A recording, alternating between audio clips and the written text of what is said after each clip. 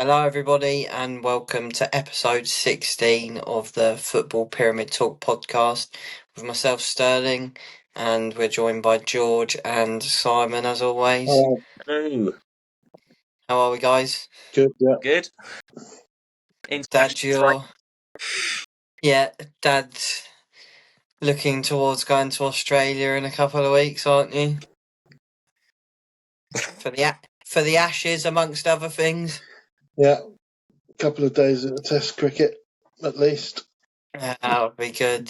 Hoping for some good results for the English cricket team, like we've had for the English national football team, which we're going to speak about. Well, I don't even know if we're going to speak about England because they were pretty tedious games. Didn't have much on the line, but yeah, good wins overall for England. We're going to talk about international break and then cover the games that were played in the league. So, it leads me quite nicely to what you've got down on your notes, Dad. Why don't you kick it off? What are your thoughts on the international break? I absolutely hate it with a passion. I really do.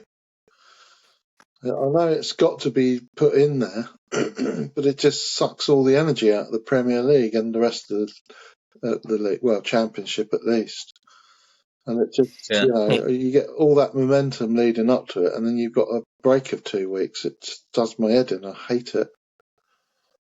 I don't remember there being this many so early, because this is like the third one, isn't it? Since we got back since the Prem season kicked off. I only ever recall there being 2 in previous seasons, but I might be making that up. There's been 3 already, like you said, and it feels like at the start of the season, they've been like every 2 or 3 weeks. I mean, it's mental. I mean, the next one's in March, thank God, because at the minute it's like they're just like a part of like club football because they're happening so often. But it has been frustrating because we've had it feels like it's been 2 weeks and an international break. Or if you think about like the Brighton games, it feels like we have one game, 2 away games, and then it's international break. Because the last couple months we have only had one game in each month, haven't we, down there? Yeah, it seems like it's been absolute ages. Yeah. Was there more? People think that the international game is the pinnacle of football, but I really don't think it is. I don't think there's as much tactical cohesion at international level just because of the very nature of it. It risks players getting injured. It breaks momentum with teams that are sort of, just getting themselves going. And some of those England games, I mean, I've noticed there was one game, I think it was the Wales game, where people didn't come back after half time. A lot of people just go to get the points so that they can go to the get tickets for the World Cup games. And a lot of people do that because you need the points. It's like the Albion, you need the loyalty points. Leads me nicely to what I was going to say. I kind of agree about the tactical cohesion because it's more a case of I feel like spirit comes into it more. But in terms of it being the pinnacle, I do agree with that when it's World Cup or Euros, particularly the World Cup, because that's the whole world is watching that. So I would say for that instance, but it is more spirit a lot of the time, and heart and desire and a little bit of luck, because it's tournament football at the end of the day, isn't it? Obviously there's tactical nous that goes into it, but I do agree potentially not as much. I do agree these are dull games, but there has been some nice talking points which leads me on nicely. One being Troy Parrot scoring a hat-trick for Ireland. I don't know if you saw it, Dad. He scored a hat-trick for Ireland as they beat Hungary. Literally must have been the last kick of the game, mustn't it, George? Literally last kick. They I think Kelleher walloped a set piece in. I don't even know if it was a set piece. I think it was a short free kick, or they just had the ball and he just whacked it in there.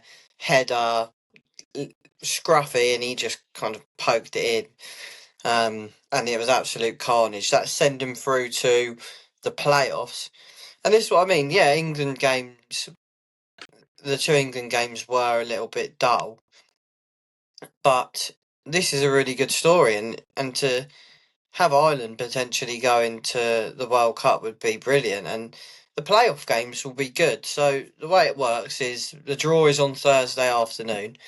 The teams who finish second in the group, so in England's group, I think it's Albania, they're in it. Yeah. Ireland go in it, so all the second teams go in it. Even Italy are in it, because they've came second. So you see some decent games in there. It looks like Turkey are probably going to end up in it.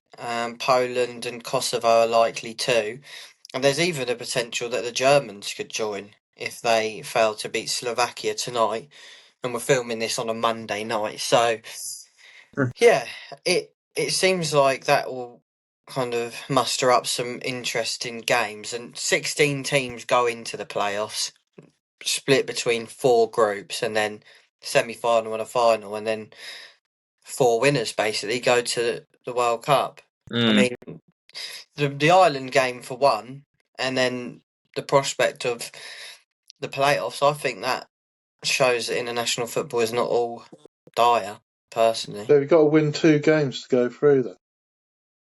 you got to win semis and a final, yeah, and only one team from each bracket.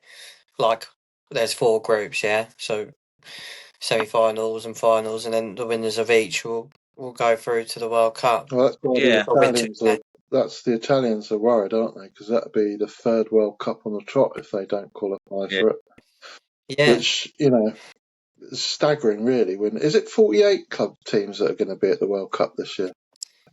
it is now, I think. Yeah, So I mean, 48 teams going to be at the World Cup, and Italy aren't there. That would just be. There's something wrong with FIFA qualification if that's the case, because it is 48. you can imagine 48 countries. Goodness knows what countries are going to be there, but We've got teams like Cape Verde in it this Cape time. Verde are there and the Italians aren't.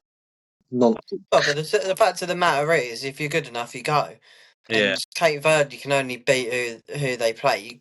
You can't just say, oh, Italy or Italy, they deserve to go, because Cape Verde have beaten the people that are in front of them, and if the Italians can't do it, then they're not going to go.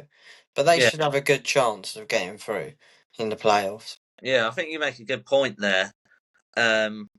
I think on the basis of like how much international breaks mean, on the basis of England, no one really gives a fuck. Like, we know we're through, and that's end of. But Ireland fans will never forget this international break for the rest of their lives. They made Ronaldo cry and get a red card, and then you see all the Ireland fans going like that. It's just absolutely brilliant.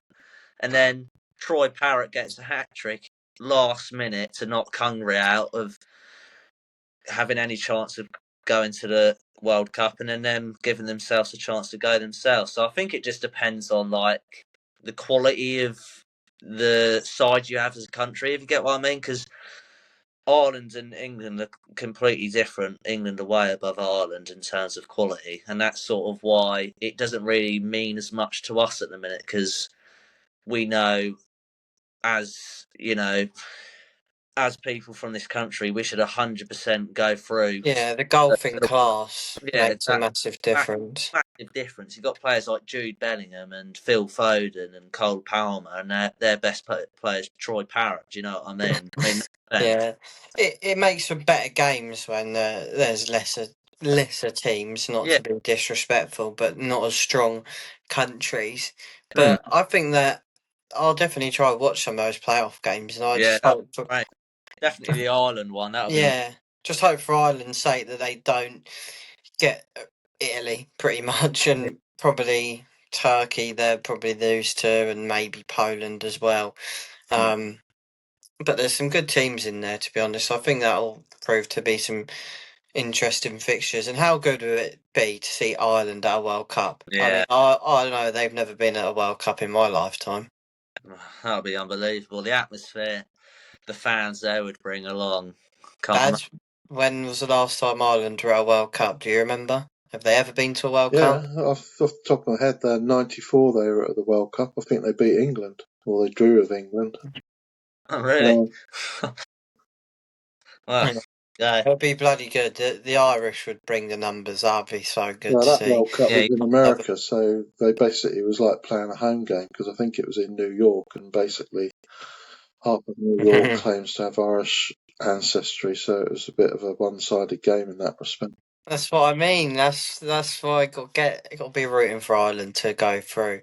I just wanted to, because I was going to say, when you're talking about the tactical cohesion, it's interesting you say that, because Tuchel was definitely showing a lot of tactical nous last night with how he was getting England to play, and certainly loads more than Southgate ever did. And it probably is because he's from a club managerial background to a certain extent, but he's just that world class manager. He was getting Stones to step into the midfield from the back four, and then the three were tucking in, and Wharton and Stones were playing as sixes, and it gave Bellingham and Rice the chance to get upfield a bit more. So it was interesting. There definitely is that side of it, but you just don't like it at all, do you?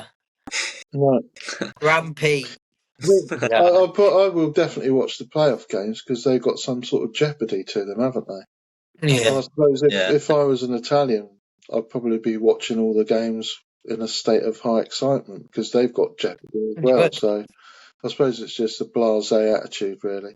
And the most important thing, of course, is that the players still consider it to be the highest achievement they can get in their professional careers to play for the country. So it's never going to go away because the players want it. So I just think in the 21st century to have a country like Italy that are not going to qualify for the World Cup, it seems a shame. Yeah. But I get what you mean, because those England games had nothing on them. But, I mean, to go through without a loss and without conceding a goal was good. It was kind of floating the idea of how England will get on next summer. And it always goes back to us just being bottle jobs, because the squad is, I think, the best that there is, maybe other than Spain and France. But even then, it's one of the best, isn't What about it? Holland? What about Norway? Norway look good, yeah, that's another talking point. Dorloff, Strand Larsen, Noosa, Ryerson. They've even got Oscar Bob playing up front for them. Yeah, it's not as good as England's, though, is it? No, any team But it is a bloody good squad. Any team that's got Oscar Bob playing for them gets my vote. You love Oscar Bob, do you? Just like saying Oscar Bob. Oscar Bob. That is a good name. But no, it is a good point about Norway. They've qualified for their first World Cup since 1980s, I think I saw today. But definitely in a long while. And they got 2-4-1 wins, didn't they? Even beating the Italians, George. Yeah, I mean, very impressive on the basis of the World Cup qualification stage. Sort of similar to England, how impressive they really did in their specific group. I mean, plus 32 goal difference in 8 games is quite mental. He's got that robot up front, mate. Yeah, that's what I was going to say. 16 goals in 8 games, so 2 goals a game for Haaland in the group qualification, and he came off at half time in most of the games, so it just shows, doesn't it? And then unbeaten as well as England, 37 goals scored. So I think it's one of those teams that you look at that could go on one of those, crazy runs in the World Cup. Obviously, not the favourites to win it, but it really wouldn't surprise you on the basis of the quality they have throughout the squad, like Simon just said. They could have a real go at this World Cup and get to maybe the quarterfinals, just the knockout stages. I think they should, with the robot up top. You got Odegaard behind him, Oscar Bob. You got Sorloth and Strand Larsen on the bench as well. As they should play top. Where you've got Haaland, Sorloth, and Strand Larsen. They've probably got, yeah, you're so right. They've probably got too many good strikers. They probably, if they're able to choose quality, they put maybe a Sorloth or a Strand Larsen quality, maybe in the centre mid position. Obviously, they got Odegaard, who's more of a 10. They've got 3 really good strikers there, so it's very fit. how you fit all of those in. But yeah, they could do, like, you look at the last couple of World Cups, you have Morocco get semi-finals, Croatia get to the finals, so it can happen, and that's what I mean about the spirit, and it's tournament football, so a lot of that goes into it: spirit, heart, determination, bit of luck. But yeah, it'll be really good to see, and definitely have to check out those playoff games. I imagine they'd be played this week. No, I don't think they are. I think they're next March. All right. Oh, really? Seems like a late time to do it. Yeah, bloody Well, hell. World Cup that's the starts next international break, isn't it? Next March. World Cup starts in June, doesn't it? What, are England going to have friendlies Yeah. then? England have got friendlies in March, yeah. 100% will not be watching them. Oh, you said that about these ones and the last ones, and then it'll come round, you'll really think, oh, I'm fucking bored shitless. I wasn't watching it last night. I was picking out my chinos from our Australia trip. Yeah, alright. That's just because you're going down under, but you always think, oh, I'm fucking bored shit. You think I'm bored shitless, I'm going to watch it. This is some sort of football, but we'll move on to League One. There was some action in the rest of the Football League and non-league, so we've picked out League One. There wasn't loads of goals, but we've picked out the three games that did have some goals in. One being Leyton Orient, winning 2-1 at home to Exeter, came from 1-0 down late on. El Mizuni, 76th minute, and Batkinson, 81st minute to turn it around. And they're a weird one, Leyton Orient. I know we've spoken about them a lot, but they seem to be one of the more entertaining teams in the league. I mean, they've conceded 28 goals, which is the joint worst with Plymouth, which is obviously their biggest problem, which Oscar, my mate, who is a keen Leyton Orient follower, shall we say, has pointed out. They've got a really good attack, but they just can't defend. And yeah, it's just inconsistency, I think, with Orient, because they've won 6, lost 8, and then only 2 draws. I mean, even if they had changed a couple of those losses to draws, you know, they'd be a little bit further up the table, because it's still quite congested in these League One, League Twos, aren't there? Isn't it? So yeah, it's a weird one with Orient, but a good win at the weekend. Aaron Connolly didn't score from them. No, not this week. Don't get on the hate train just because he's not scored for a week. But Orient are a weird one because they got into the playoffs last season with the same manager, and to see him sitting 16th just, I think, shows how this league sort of developed in the last season. The quality's expanded, I think. And that shows with them sitting in 16th place. I mean, they've got so much quality throughout the squad. Aaron Connolly is a good player, Simon. We've got to admit that. He's got quality for League One. Definitely. And then you got Don Ballard up top, the manager's son, Wellens, and then El Mazzuni's having a good season from midfield as well. I've heard about him. I haven't obviously watched him live on TV. Orient haven't been on TV, as I'm aware of, but watching a few of his clips, I saw one on Twitter actually from the Exeter game. He looked like he had an unbelievable performance on top of his goal. Nice. Yeah. I mean, Exeter aren't doing well themselves. I mean, in 20th place, they're not having a good start to the season either. And I think this league's so competitive. From you see Leyton Orient, they're only 6 points off of the playoffs in 15th. I mean, it's nuts, isn't it? But it's an interesting one because Wellens was linked with the Luton job before Wilshere went there, and fans were panicking about him leaving, and now he's still there.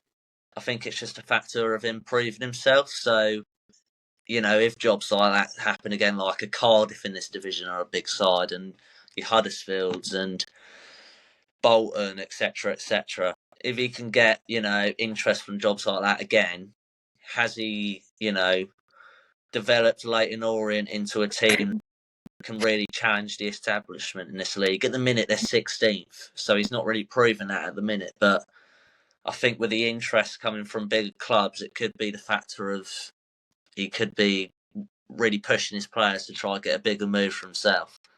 Yeah, challenge the establishment sounds like Fabian Ursula. There it is. But it's a great point you make. 100%, I completely agree. The quality of this league is. I don't ever remember. I know since we've been doing the podcast, we're looking at the leagues more, but still keep up to date with what's happening roughly. And I don't ever remember the league being this strong. The Stockport flying, Lincoln, Bradford all doing well. Then you've got Bolton, Cardiff, Wimbledon, Luton, Huddersfield.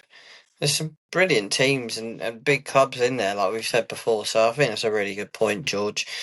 One of them we just mentioned there, Lincoln. They got a big win, didn't they, Dad? Yeah, they've moved up to second now. And they're sort of the opposite of Orient, really. I think they've conceded something like 15 goals all season. So they're one of the best defences in the league. Having said that, they've only scored 20 goals. So they obviously keep a tight ship there. They won 2-1 at the weekend. It was quite an impressive result, really, to beat Doncaster at home, but got a goal, an own goal from Gotts, won it for them in the 71st minute. 9,800 people there as well, so just shy of 10,000 people. So we all know some of the bigger clubs in that division, likes of Cardiff and Bolton, but Lincoln are up there as well. And this is the highest they've ever been. They've never been above League One. So if they could get themselves into the Championship, that'd be a real achievement. Yeah, definitely. About 10 years ago, Doncaster. 10 years ago, they had a run to the quarterfinals of the FA Cup. Yeah, that was the year they won the Vauxhall Conference, as it was at the time, and they got stuffed by Arsenal in the end 5-0. Yeah, I remember that. Yeah, you wanted to say something then, didn't you, Sarah? Well, I was just going to say, yeah, good win, but Doncaster are sitting in 19th. But the flip side to that, yeah, which is surprising because, as I was going to say, the flip side to that is Doncaster are quite a well-established club. They were in the Championship for years, weren't they? So, surprised to see them. Yeah, it surprises me because of how well they started. I remember we were all speaking about them because of the way they'd started being promoted from League Two, but I mean, clearly they've dropped off massively. I'm very surprised you've said that because, there's so many other massive talking points to go through, and they sort of just like slipped under the radars to be that far down the table. I've got it up on. They haven't won in 5 games in the league. I've got it. So, yeah, that's a real surprise because they started off this season really well, and it looked like another one of the teams that were promoted with Wimbledon and Bradford that were doing really well, but they sort of joined the Port Vale territory of being in, getting promoted and being in that relegation spot. So it's sort of different, two different sides of the promotional teams from League Two last season. You've got Port Vale and Doncaster in 19th and 22nd. And then you got Wimbledon and Bradford in 7th and 3rd. So it just shows that anything can happen when you get promoted into this division. And Wimbledon and Bradford are showing that. But Doncaster and Port Vale need to pick up form to try stay in this division. Yeah, I don't see Doncaster going down, to be honest. Nah, I don't. No. But yeah, definitely got to turn it around. They're not where they'd want to be. Burton got a big win. George, you wanted to speak about that? Yeah, I was looking at Burton. It was the only other game, as you said, with another goal.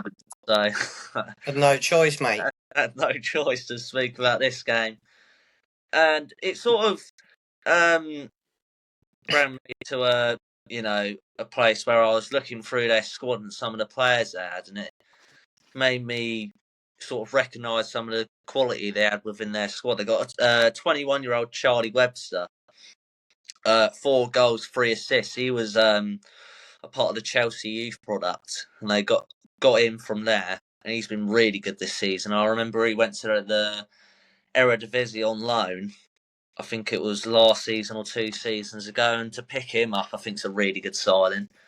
And then Fabio Tavares, I don't know if you remember him from Coventry's FA Cup run. Oh, kind of, actually, yeah. I think he scored a hat-trick in the Maidstone game when they beat them.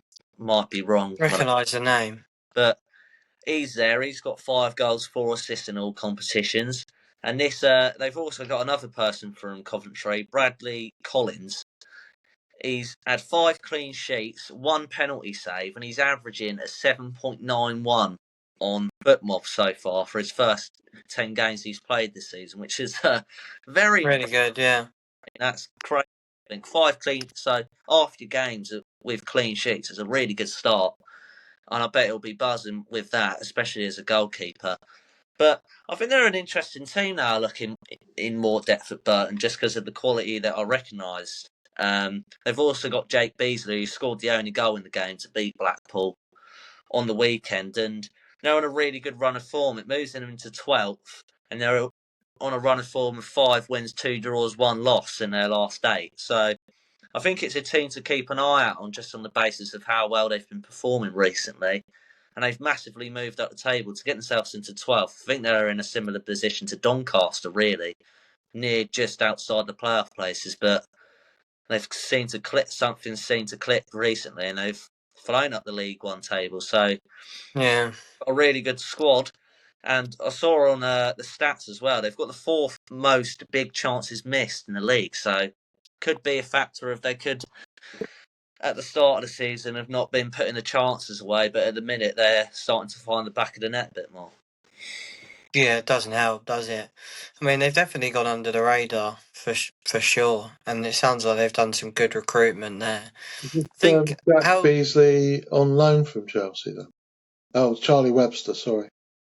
Yeah, I was just going to say, in terms of the loans, like how important do you think it is for teams in like League One, League Two to really use to their effect the loan system in England? Because it's a really big thing in Category 1 academies and 2. Some clubs, they actually use loans as like another phase of a player's transition. So I've touched on it before. You have like foundation phase, youth development phase, professional development phase as the stages of the EPP, EPPP. And then some clubs actually have another phase, being the loan system. Yeah. And every player will go out on loan unless they get straight shoehorned into the first team. How important do you think it is for clubs like these, Dad, to actually, really make use of it? Massive, yeah. Like you're saying, I think a lot of these academies, they can't really prove how good these players are until they send them out on loan, and it's the strength of the football pyramid really that they can send them down to League One to show their true potential. So I think it's massively important. Yeah, I think that's some really good recruitment from Burton. And I'm just looking at their next few games. They're playing Exeter, so get a win there, and they've actually got Leyton Orient at home themselves. And they drew Brackley Town in the FA Cup, so that'll be a good game as well. Scott Pollock. So yeah, we'll definitely have to keep an eye on them. But we'll move on to League Two.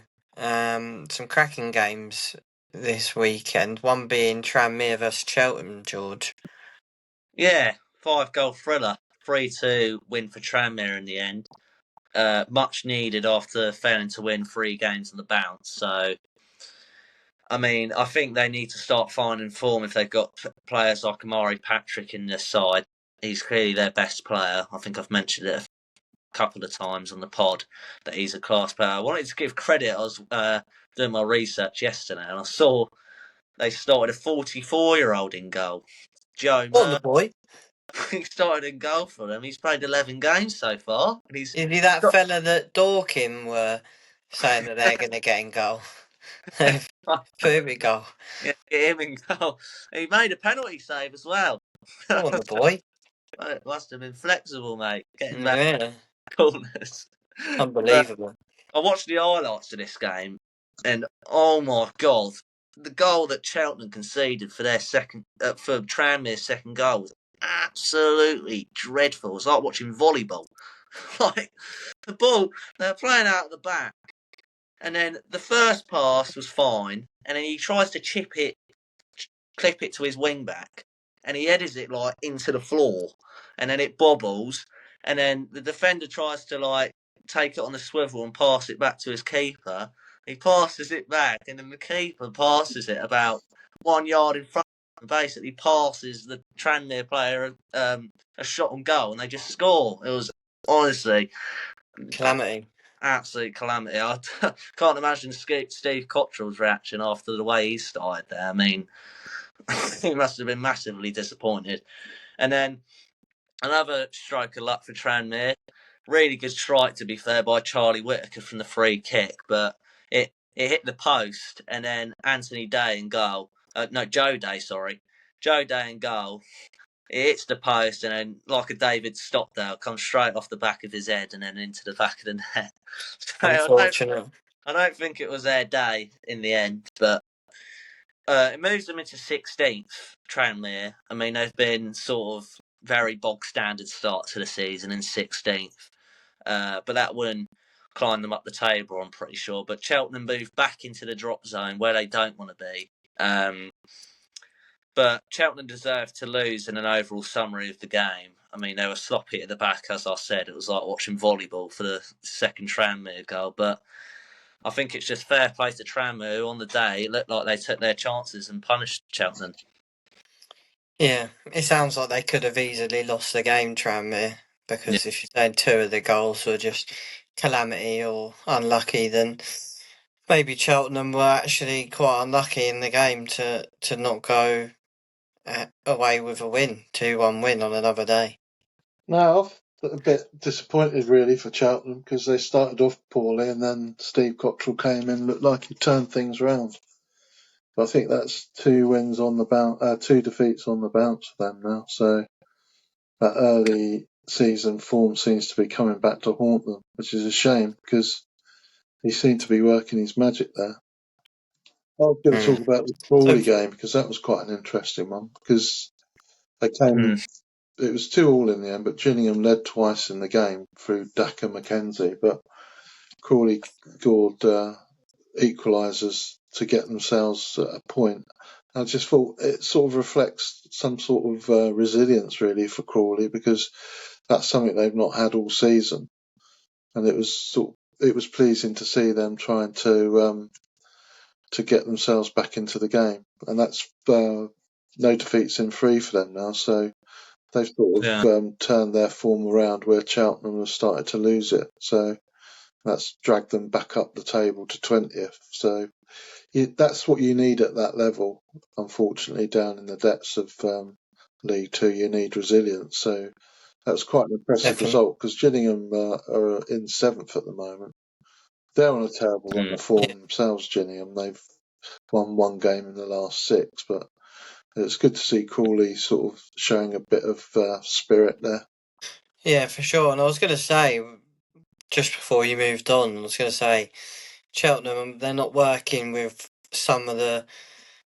they're not working with the same quality as some of the teams in this division. And the fact that Gillingham have got Bradley Dack playing for them in League Two, that just highlights exactly what I was thinking and what I'm saying now, because Bradley Dack is a very good footballer and he has been for many years in the Football League, and he's got so much experience. The fact that he's playing for Gillingham in League Two, although I know undoubtedly he's pretty old now, I don't know how old he is, but he's been around for ages. Yeah. He's a brilliant player, and it's no surprise to see him getting on the score sheet. But yeah, good result for Crawley, definitely. Yeah, I was impressed with that. Yeah, as you said, Simon, that's 3 games unbeaten, which is really good because they started off the season really poorly. 2 wins and a draw. But for Gillingham's goal, I saw it. Bradley Dack's one. It was a really smart set piece, sort of definitely off the training ground. Really good finish by Bradley Dack. But I think it was a really good point that for Crawley, because they would have needed that, because Gillingham are a really good side in this league at the minute. Obviously, started off the season very well, but at this minute in time, not doing the best. So I think they would have been disappointed, maybe not to go away with a win, because they would have needed that massively, just on the basis of how they started, which is really badly. And as a team that got relegated from League One, they would expect to be way higher at the table, just because you're a side that's been relegated from the league above. You'd expect to be quite high at the table, wouldn't you? But it just doesn't really seem to be going that way at the minute. But three games unbeaten, something could be changing at that football club at the minute. Yeah, they'll be hoping, and it's worth mentioning. Good old Danny Cashman, dadded out. You've seen it. He's got quite a formidable injury, and he's had to undergo some surgery. I'm not sure what he's done. Do you, George? I don't know. Do you know? No. But yeah, he's undergone surgery, so he's going to be out for a prolonged period of time. He had a really bad hamstring injury at the end of last season, didn't he? Yeah. So it's probably something to do with that. Potentially, yeah. I mean, maybe that's why he's not been playing for Crawley. Maybe it's been must be kind of reoccurring thing, but it's not going to be a miss for Crawley. It would be if he was playing, but he's not been, so you can't really say they're going to miss him. But I wanted to speak about Walsall. I know we bang on about them a lot on this podcast, but they are one of the more interesting sides in this division, hence why we speak about them a little bit more. But to be honest, the emphasis is going to be more on Colchester, who beat them 2-0 at their place. But just touching on Walsall quick, only one league win in their last 5. Lost 3, drawn 1, and only won 1, and now they've dropped down to second in the league. And that obviously they were looking at front runners at the beginning, but dropping points approaching Christmas, which is always a crucial time of year. Fixtures come thick and fast.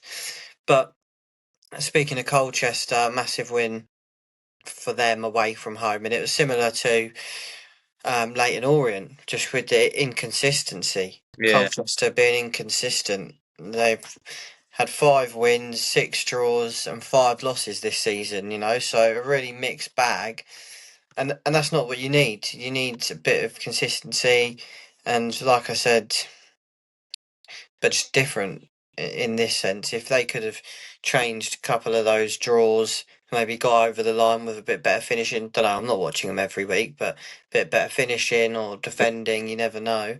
Bit of luck, then see them creeping up the table. But right now, they're sitting in 14th. So, not ideal for them, but a really good win against a team that's flying. Shows that they've got what it takes. And then just at a quick glance here, 5th is on 27 points, and they're on 21 points in 14th. So that's 2 wins, right?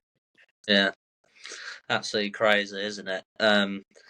Colchester are doing.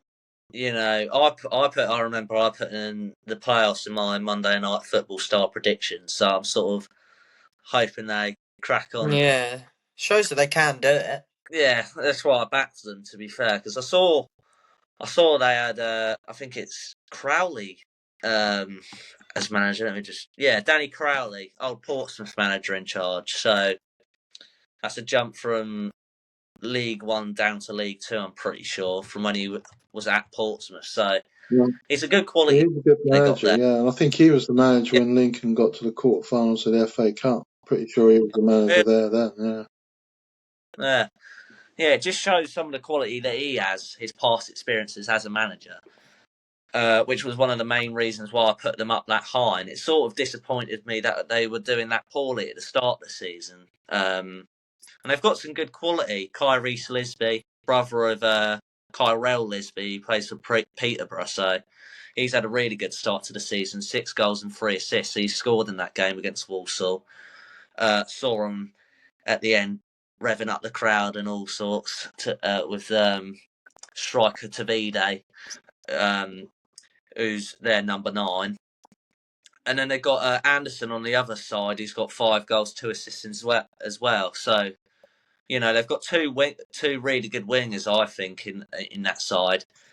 And I think if they can utilise them really well, which I think they have been doing at the start of this season, could be a chance of playoffs. But I mean, any team at the minute up to 14th, even 15th with Oldham on 20, there's still a serious chance for so many teams, even in the top 15, that can fall out of the playoffs or get into the playoffs, even get into an automatic spot and win the league. Like, it's just such a good league to talk about, and I think Colchester are right in it if they can keep up their form, because as you said, Sterling, they were really inconsistent at the start of the season, but in their last 5 games they've got 3 wins, 1 draw, 1 loss, so starting to sort of find a bit of a rhythm and a bit of steam. Yeah, exactly. So yeah, A couple of interesting things about Walsall, just to go back to them. They've about 10 days ago appointed Terry Connor as their manager, who you won't remember, but back in the 80s he used to play for Brighton. Oh, really? Terry Connor, yeah. Why have they changed their gaffer? They sacked the original guy that was there. He was sacked, and then they put Chris Powell in. He left after 14 days. And Walsall? Yeah. Really? Yeah. I'm shocked. That's why they're so inconsistent, because this is their 3rd manager of the season. But they're 2nd in the league. Yeah. I know. That can't be right. That's bizarre. It's right. No, I'm not going to doubt you. If that's your sources, I'm going to put my trust in you. I'm looking at the BBC website now. 7th of November is appointed. That makes no sense. That's mad. Terry Connor, when Brighton were still playing at the Goldstone ground, and this was way back in the 80s sometime, they had some awful run where they hadn't scored a goal in something like 8 games. And he scored from a corner, and me and my dad were in the back of the North Stand, and I can remember it to this day, that goal going in the back of the net. He let like a bloody salmon on the penalty spot and thundered it home, and the whole stand went potty. Unbelievable scenes. Now he's the manager of Walsall. Yeah. And they got Kemar Rolfe. They signed Kemar Rolfe in midweek as well. But, he played for Rangers. I mean, he's not a shabby player, 32 years old, but he came off the bench and couldn't do anything for Walsall. So I wonder why they sacked their manager when they're doing so well. They were top of the league for. So they sacked Matt Sandler. Yeah. They sacked him. That is mental. Crazy stuff. Well, I'd love to know what's going on there if they're sacking managers when they're 2nd in the league. It doesn't really make much sense to me. From last season when they bottled it because of their running form. Yeah, maybe actually. It's a good point. But before we get too caught up on that, another sack in Newport have sacked Dave Hughes, with them being bottom of the League 2 table. So not really a surprise. They're 4 points inside the drop zone. So no surprise. But they're coming thick and fast. Me and George can barely keep up. Well, we obviously can't keep up because we missed the Walsall one, mate. No, I'm going to have to make a correction there. He's a coach there. He's not the manager. Sadler's still the manager. Bloody hell. Hey, guys, you're still watching. You're watching after going to fact check Simon. Yeah, palaver. Everyone's tuned out now. On the audience retention, it's going to be the 43rd minute. That's fine. But did they have a different manager at the start of the season to sack him and bring this Sadler's still there. You said 3rd managerial change. Yeah, I got it wrong. Sorry. Oh, that's all right. We'll move on. On that bombshell, we'll move on to the National League. What a transition. Well, the 3-Up campaign was going on in the National League, which we spoke about, the promotion system, didn't we, in recent episodes. So I'll let you take this away, Dad. You got a chance to redeem yourself with your brilliant fact checking for and your brilliant knowledge for the Free Up campaign. But go on, explain that. All the non-league teams, National League South, delayed the kick-off of their games on Saturday till 3:03 as all part of their Free Up campaign, because they're campaigning to have 3 teams go up from the National League and the National League South and North, like they are further up the football pyramid, basically. And they decided on that way of on that day of action on Saturday, basically, because when they proposed to the Football League that that's the change that they'd like to see happen, the Football League wouldn't even discuss it. Will even discuss it with them. It's ridiculous. I think it's outrageous. And the Football League's own survey of football supporters across all divisions, Premier League down, 93% of the supporters said that they supported that proposal. So, and we said 2 weeks ago how unfair it was that some of those teams in the National League were going to have to go into a playoff system to get into the Football League. So hopefully the Football League will pay some attention to it. It's something that is definitely worth getting behind as football supporters, I think, because as we've shown over the course of these episodes, the National League is a strong league. It's got big clubs in it, big managers, well supported, well run. And that argument of saying we can only have one come up because they're not very well run, not very well financed is nonsense, I think. Yeah, absolutely. I think 100% you've got to get behind it, and it's good to see so many teams actually backing it all the way through the pyramid. Yeah, it's funny they because we were speaking about it, and then you put it on the group chat, Simon, and then I was like, oh, they must have heard us in the last episodes, because speaking about it in detail about the relegation playoffs, wasn't it? But I mean, they should really have 2 automatic spots, I think, and then a playoff spot, make it 3, or even an automatic spot, one of them promotion playoff spots, and then a playoff spot. I mean, there's all sorts of things you could do with it, but the way it works at the moment isn't fair. No, exactly. No, it's not. And it's good they've done that, because the Isthmian Prem did it as well. I think it was for I think just all like non-league clubs, really. Yeah. Just on the basis, because when you look lower down the pyramid as well, you see that there's only 2 promotion spots there. So I think it's just a sort of coming together as non-league football clubs and being like, we've got to stand on business, basically, and be like, mate, this isn't on. It's so hard to get out of a division. I mean, I was watching the TikTok I sent you, Sterling, or like the reel, and the guy made a really good example. Barnet got 92 points, I think it was, last season. And I think it was like sort of like 15, 16 points away from third or something like that. And then they lost in the playoffs. I think it's just... It wasn't Barnet, was it? It was York, because Barnet went up. Yeah, sorry, York, yeah. Well done, you correct me there, yeah. Yeah, it just... do you know what I mean? Like, if you're that far in front of teams below you, it just gives them sort of more reason to be right up for it. Do you know what I mean? Yeah, the reason why Carlisle beat them last season, because like they would have been way more up for it. They would have just about got into the playoffs and would have been about 20 odd points behind York, and then York didn't go up, which was so undeserved, because the only reason why they didn't go up was just literally because Barnet were unstoppable, really, in that league.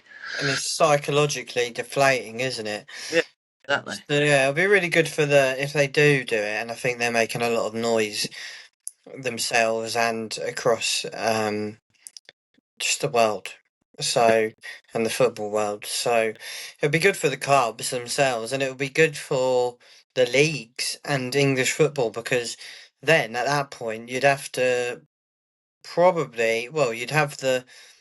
you'd have more teams going up, which it would just make the competitiveness and standard better for the teams that are maybe going to come second.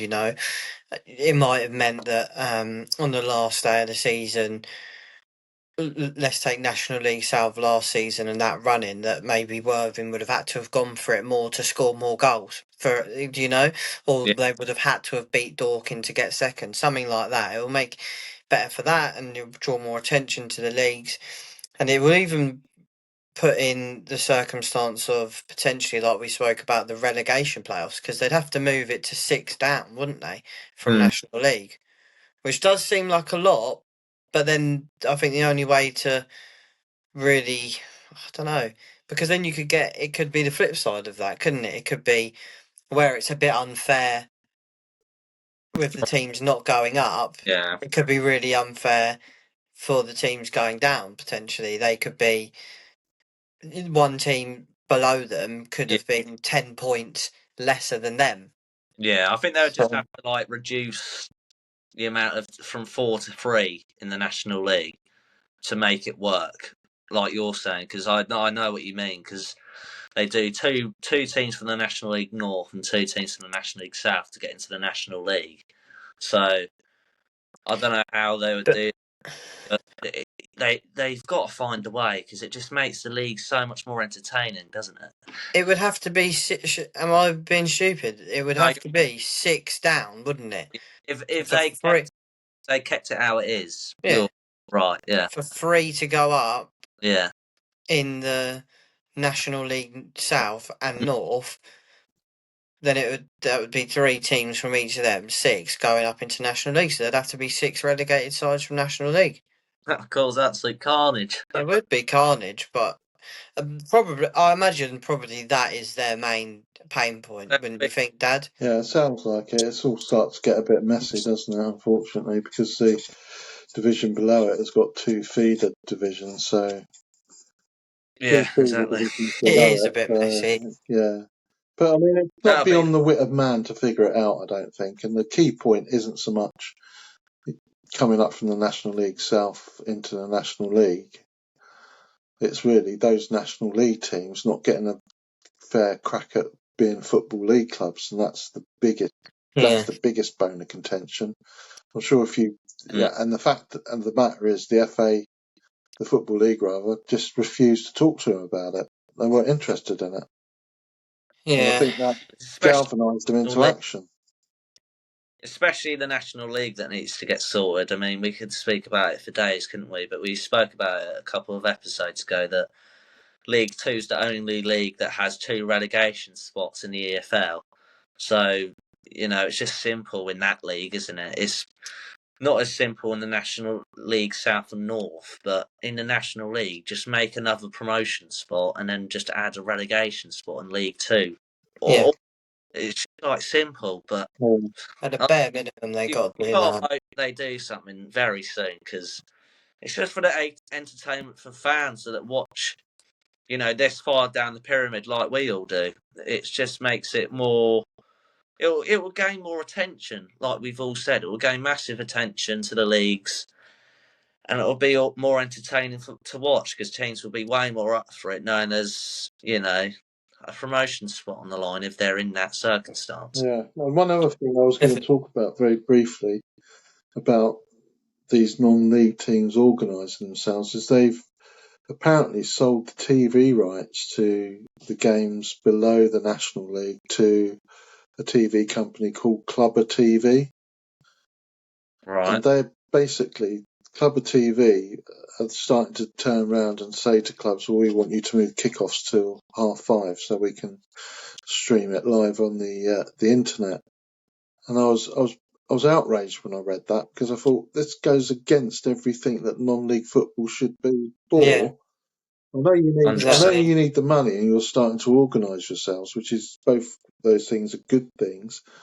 But to sell your rights to a company that is going to change kickoffs is an outrage. I was really disappointed to read it. Are they doing that then? Yeah, it's done. They've already told. It's going to come into effect for every game. Is going to be 5:30. No, not every game, but when they want to stream a game live on the internet, because I don't think Clubber TV have got a broadcasting license, so it'll all be on the internet. If they so like early and late kickoffs now. A bit like Sky Sports for National Yeah, League. they're not allowed to stream the game at 3 o'clock, so if they want to put a game on, they say you've got to kick off at 12:30 or 5:30. About that, they streamed a game on I can't remember what website it was, but it was live on TikTok. Yeah, that's the sort of thing they want to do. And I was watching it. I think it was a Carlisle game. I can't remember who they played. Carlisle played someone, and they were streaming it on TikTok. And I was like, why am I able to watch this? Do I have to pay or something? Yeah, it's a bit of a catch-22 though, isn't it? Yeah, exactly. I mean, because as you say, Dad, it's good for the revenue side of things, but it's not what National League stands for. No. Yeah, I mean, but then you look at it from our perspective, like, I'd like to watch a couple of games from the National League. So there you go, catch-22. But for the games that did kick off at 3 minutes past 3, there was some notable results. One being Tamworth beating Boreham Wood at home. Or Tamworth or away. Boreham Wood with the home side, beating them 2-1.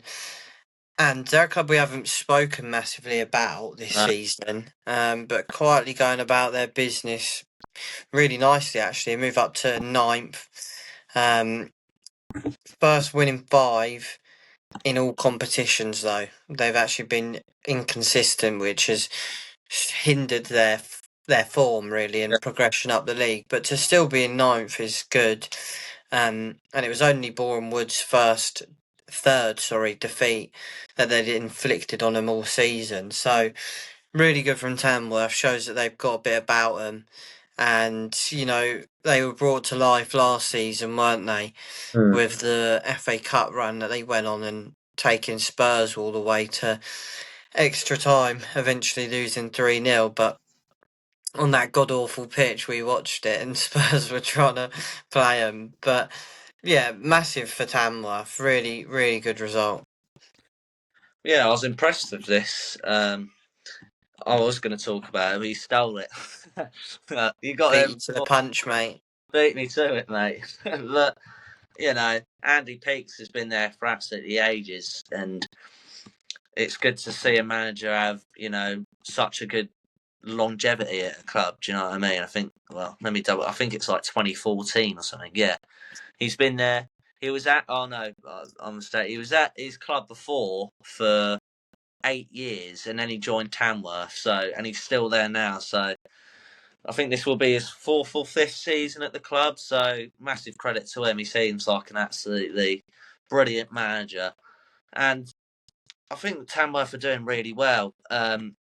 As you said, Sterling, they had a FA Cup run last season. They nearly had one. I think they made the first round or the second round when they played Leyton Orient, which they did lose in the end. But Leyton Orient went really strong. I remember seeing their lineup, so it wasn't really a game they would have expected to win. It would have been another cup shock from their point of view. But seeing Tamworth just outside the playoffs shows how, you know, competitive this league is. It shows how, you know, smaller clubs like Tamworth and your Whittlestones that are in 9th and 8th, and then you've got the likes of Yeovil Town in 18th. It just shows how, you know, this league is so how can you say it? There's so many teams that you wouldn't expect to be high at the table. Yeah, surprising. And then there's so many teams that are low down the table that you'd think they should be near the playoff spots. It's just mad, isn't it? It's surprising, as you said, Sterling. So it was a massive win for Tamworth, and it was a surprising one because of how well Bournemouth had started. But that's 2 losses in their last 5 now. So, you know, since the start of the season, you know, they hadn't lost a game since the opening day, yeah. The opening day, so... Yeah, I hope the wheels don't fall off there. Yeah, exactly. But, yeah, I mean, massive win for Tamworth. Credit to them. Definitely. I hope they do, you know, keep pushing on just because of, you know, I like the sort of like structure at the club there to have a manager like Andy Peakes there. real loyal man to each football club he's been at. So it's really good to see. I remember that FA Cup run that they had when they played Spurs. Spurs looked absolutely petrified when they went out and played that game. It's a really, it's not just the pitch; it's really tight, enclosed ground as well. So, but yeah, I could see some of the Spurs players looking at each other as just like, "What the hell have we got ourselves into here?" That's magic of the FA Cup. So it's good to see them doing well. Yeah. Yeah, and George, like you were saying about the manager being really loyal, it's really surprising with all the sackings that actually one club, Tamworth, are really staying true to their manager. So it's really good to see. Yeah. Another game that I was wanted to speak about. Since the manager Chris Millington came in, they've been doing really well, haven't they? Solihull. Yeah, really good. Surprising, I think, for quite a lot of us because we were slating them at the start of the season after their sacking and the poor start that they had in the relegation zone comfortably. But since Chris Millington has come in, he's sort of brushed that aside and got the side playing absolutely brilliantly. Three wins from the bounce. 5 wins, 1 draw, 2 losses since he's been at the club. So really good record considering how poorly they'd started the season. They're just 6 points off the playoffs now. I think if you told us when we were slating them at the start of the season, we'd probably laugh in your face, wouldn't we? But just shows the beauty of non-league football, doesn't it? 4 clean sheets in 5 games, which I saw in the manager's interview, was the main thing he was massively happy about, that they've got that many clean sheets in 5 games, as well as the 4 wins on top of that. So really good. Scott High made the National League Team of the Week with his performance in midfield in the 3-0 win against Scunthorpe, who aren't a bad side either, as we've spoken about, in the playoffs still in 6th place. But a second yellow in the game for Solihull just before half time didn't change the game, even though they were 2-0 up. They went and got another one in the 70th minute. So it showed that Scunthorpe couldn't break down a really good structured Solihull side, even though they were a player down. So I think it's really positive to see. Looks very promising as well for Solihull that they're on this sort of run of form after such a negative start to the season. Yeah, really good. I do remember us slating them, but I can't remember it being too bad. But yeah, really good from them. Not as bad as some teams that we've slated, like Notts County, for example, and then they proved us wrong. So Solihull, I think on my behalf probably, because I predicted them to go down. I'm pretty sure, so I was making sure my point came across. Yeah, it's a good result getting that against Scunthorpe, because Scunthorpe are still up there in the playoffs themselves, so it's a good result. Yeah. Very They're good. in 6th, Scunthorpe still. We spoke about them last week, didn't we? So, yeah, really good. We'll move it on to FA Trophy, because there's no matches in National League South because they were all playing in the FA Trophy. And some interesting games and results in this. One that stood out to me was Hornchurch winning 4-2 to Brentford on penalties. So it's 0-0 after 90 minutes. And obviously, people listening every week and us guys presenting it, we know how well these two teams are doing in their respective leagues. And the fact that they've gone toe to toe and weren't able to get a result at either of them, more of a credit to Brentford being the league below. But it just shows the competitiveness, doesn't it? And yeah, Hornchurch probably unsurprisingly came away with the win. But yeah, I just thought it was a really good advertisement for, again, non-league football, National League South, Isthmian Premier Division. Just there you go, 2 top teams battling it out. Yeah, 100%. And I think it proves a point as well that second in the Isthmian Prem can challenge against top of the National League South, doesn't it? Just shows how, teams from this division, whoever goes up, can really challenge challenge teams from that league, and we've seen that there with Brentford, obviously still in the Isthmian Prem, but they're challenging against a Hornchurch side that have started off the season absolutely outstandingly.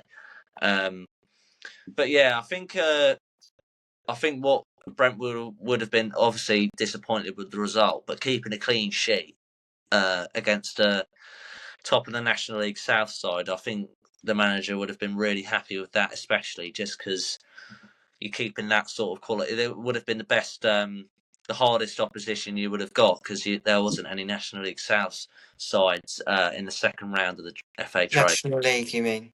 National League, sorry. Yeah.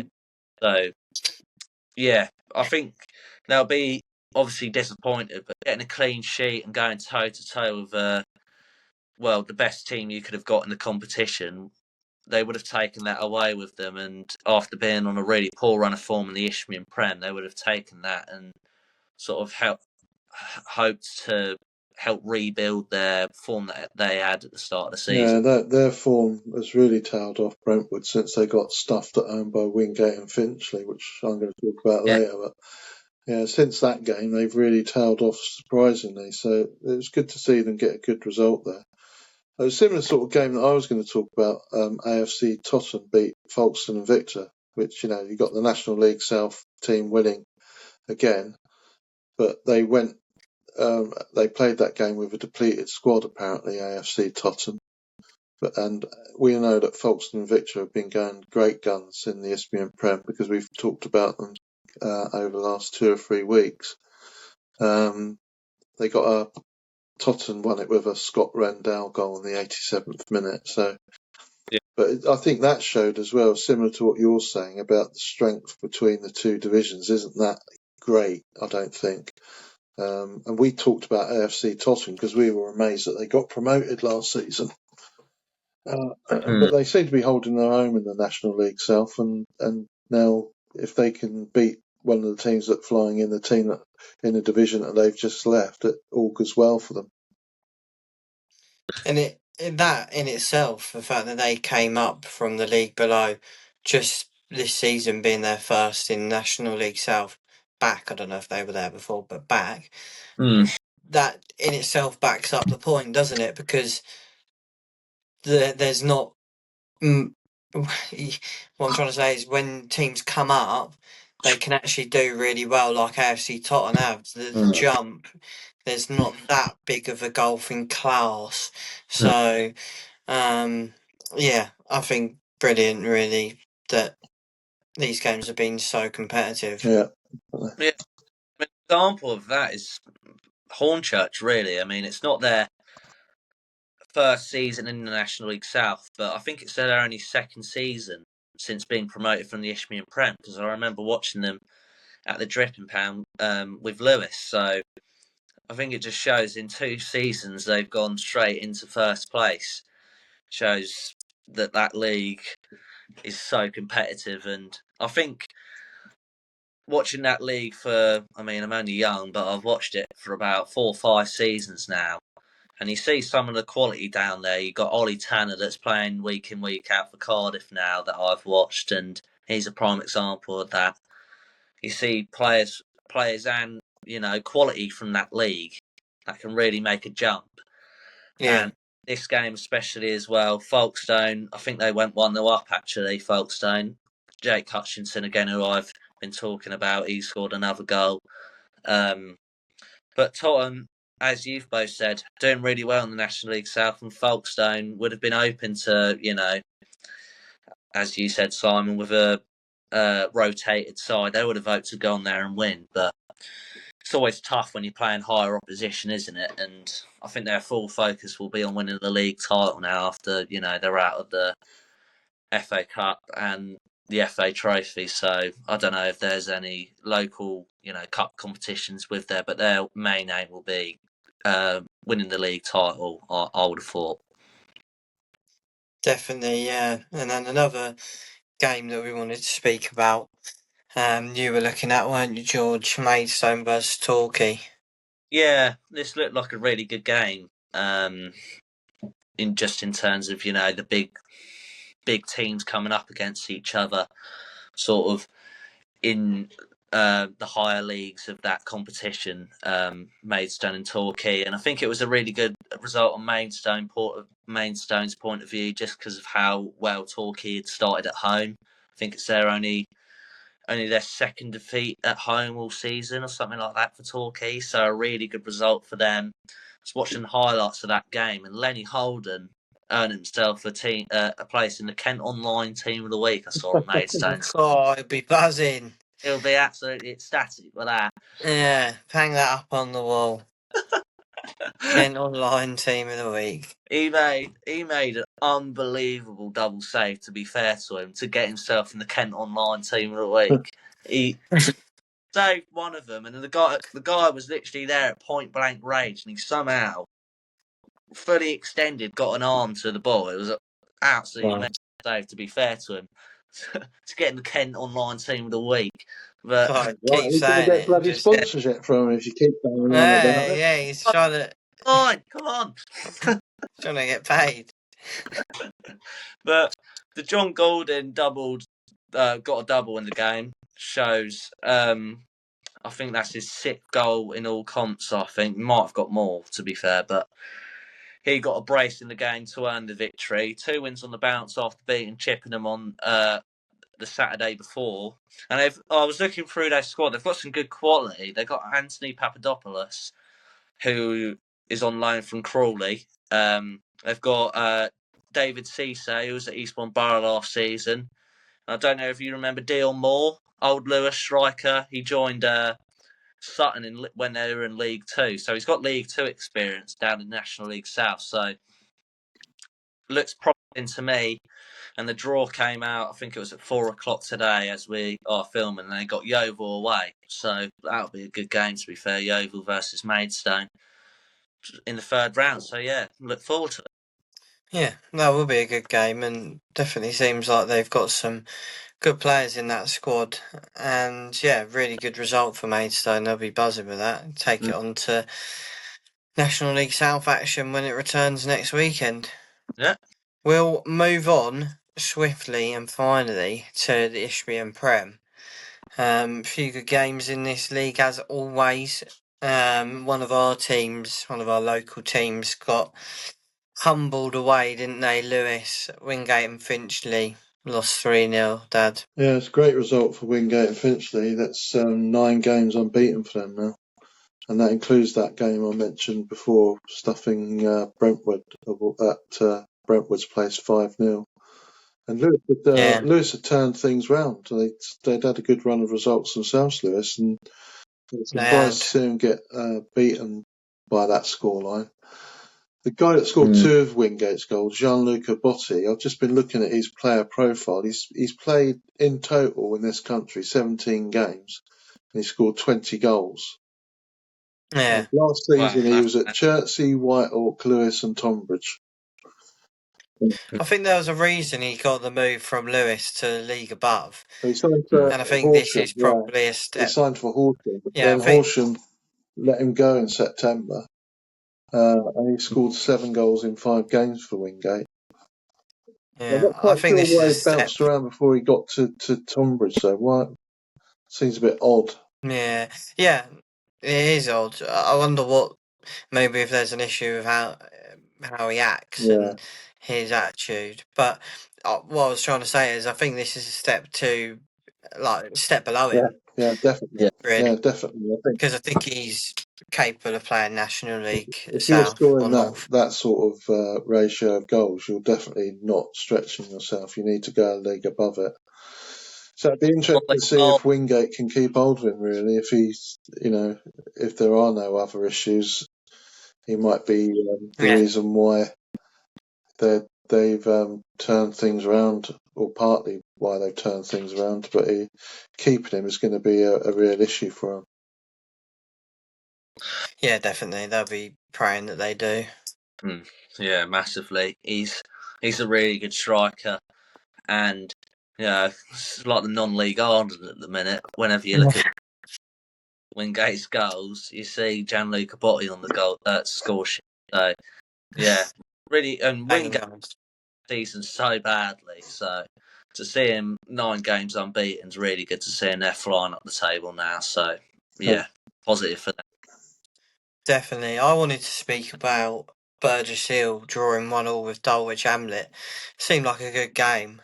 Dulwich Hamlet took the lead, and then Burgess Hill came back and scored a 90 plus 7th minute equaliser. So I'm sure the fans would have been buzzing with that over in Burgess Hill. And it was Glenn Raya with the equaliser, who just recently moved over from Worthing to Burgess Hill. And I think he's a great player with great quality and experience in this league. Wouldn't you agree? Yeah, 100%. Literally last season in the National League South with Worthing, wasn't he? So I was mixed up between that game or Eastbourne Borough versus Dorking, but I couldn't be bothered to go to both in the end because it would have been a solo quest. Yeah. But no, I was gutted I didn't go to the Burgess Hill game in the end because I saw on their Twitter account I think it was the 4th time in 2025 that they got 4 digits in the crowd, and I think that was maybe part of how much Dulwich would have brung to the ground, just how good of a support they have. Yeah, we talked about Dulwich Hamlet before, haven't we? And saying how well supported they are. So that's probably would have boosted it. Yeah. If it wasn't for the fact, I don't know if I've mentioned, but I'm going to Australia. If it weren't for that, I would have probably gone to that game. But we had a family gathering to say tatty bye. But yeah, definitely when we come back, and as long as it's not too cold, we'll definitely get ourselves out to Burgess Hill because, as you say, doing really well. And you know, the fact that you need to be able to attract players of Glen Ray's quality. They don't just turn up and play for you because they've got nothing else to do. You've got to be, you know, you've got to have the facilities, you've got to have the ambition for someone like that to want to go and play for you, because he's played at a much, much higher level. So I think it augurs well for Burgess Hill that they're sticking around at the top half of the table and attracting players of that quality. So, yeah, I definitely want to get out there and see him in the new year. Yeah, I've been really impressed with them, to be honest. 9th position, 4 points off 3rd and a playoff position. So long may it continue with them being another local club for us. But we'll finish it up with what you were looking at, George. St Albans appointing former Billericay boss. Seems like a good appointment to me. Yeah, Gary McCann's joined after being departing Billericay. St Albans have snapped him up. After obviously their managers we talked about last week went to Kings Lynn Town in the National League North. And he started off with a really good win away when it can be. First win in 4 matches, so a much needed win for the club after being relegated from the National League South. He'll have experience from last season because I think he was the manager that got him really close. Yeah, I was thinking that. Really close to promotion back to the National League South with Horsham. So, I mean, clearly things didn't work out at the start of the new season with him because, you know, he would have been gutted to get promoted and then bottling it in the playoffs after getting that to winning the title. So, I think it's a really good appointment from St Albans' point of view. I remember him saying in his interview on Instagram he didn't hesitate at taking this job just because of the basis of it being a known National League South side. So he wants to try getting back there and establish himself at that level, because I think he wants to try do that, considering how close he got last season. So, yeah, I mean, they're sat in 16th at the minute, so not a good start at all. So he'll be open to get them flying back up the table, because that's where they really should be after being relegated. Dane Batten, who I remember from him scoring against me on Football Manager a few times, he's got 6 goals this season, with National League South experience as a number 9. So, and he's been at the club since 2017. So that experience is what you need, especially as a striker. You know his abilities, you know what he's going to do. As a proper bagsman, in the league above. Now he's dropped down, so can imagine him scoring a lot of goals in this division. And they've got a good load of experience. Alex Dyer, Lewis Page, Michael Bostwick, Magnus Norman, and Zane Batten. Players that I'm aware of that have lots of experience in leagues above and in this division in particular. So, new manager that has experience near the top end of the table and experience within the squad, which is really high quality. I think they blend well together, and I wouldn't be surprised to see him go flying up the table like Wingate sort of anytime soon, really. Yeah, because he had a poor start to the season, didn't he, Gary McCann with Billericay, and it was surprising because we all pipped them to go up as champions.